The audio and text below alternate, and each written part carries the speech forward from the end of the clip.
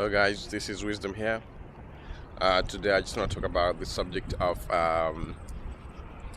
stewardship. Stewardship.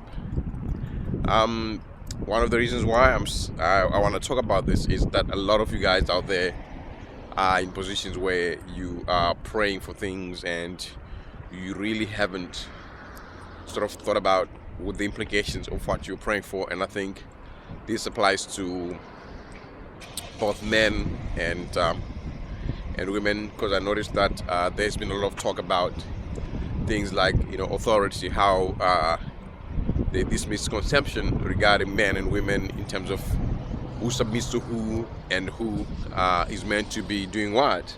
But I think I want to talk about that in the sense that when you talk about authority in terms of the house, or maybe in terms of marriage, that it has been I think it's very important that people recognize and realize and understand that God is a God of order.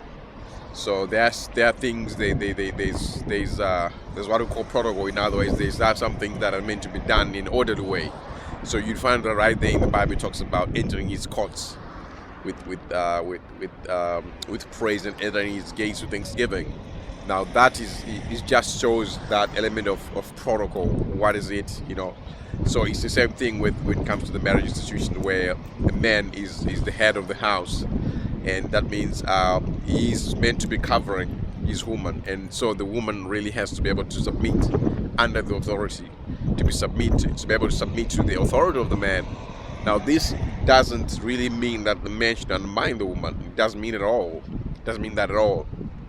But I think we live in a world that is so full of perversion, where people begin to twist things because of lack of understanding.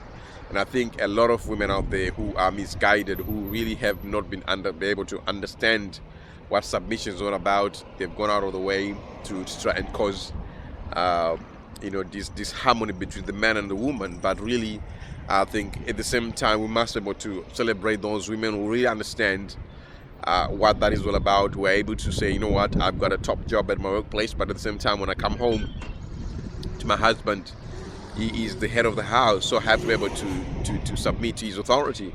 And having said that, I think a real gentleman really doesn't use his authority to undermine his woman. A real gentleman uses his authority to protect his wife, to protect his kids, because he understands the power and the value of authority. And then, which brings me to the element of stewardship. That means you as a man, if God has trusted you with someone who's going to be like your helpmate, is where your helpmeet, like there was someone will say, one has to really come from the place of understanding that this is what has been entrusted to you. God has entrusted you with a wife, so it's up to you to be able to recognize and value that wife and appreciate that wife and use your authority to protect the wife and to protect your kids and things like that, and so I think that we have to take that back to the element of dating, the dating process. That means before you even really rush to say, I want a man, or maybe I'm rushing you on a rush for a wife, but there's some things that you need to be able to take care of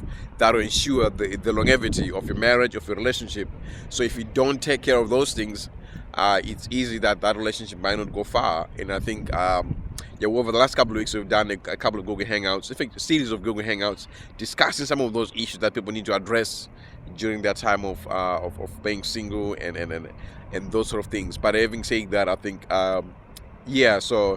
watch out for the links below this video. But today I just wanted to highlight the very fact that a man who understands authority doesn't use his authority to undermine his woman, and at the same time a man who understands stewardship, even before he even gets married, he really knows and understands that you have to become a good steward of the woman that God's going to give him. And if God blesses them with kids, he's going to need to become a good steward of the kids that God gives him. So the key things that a person has to be able to master when it comes to stewardship are: number one, time; number two, relationships; and of course resources. Resources can be financial, it could be any other resource that a person has, but those three things are very important when it comes to the issue of stewardship and of course in relationships. That way it brings us to the issue of the man and the woman.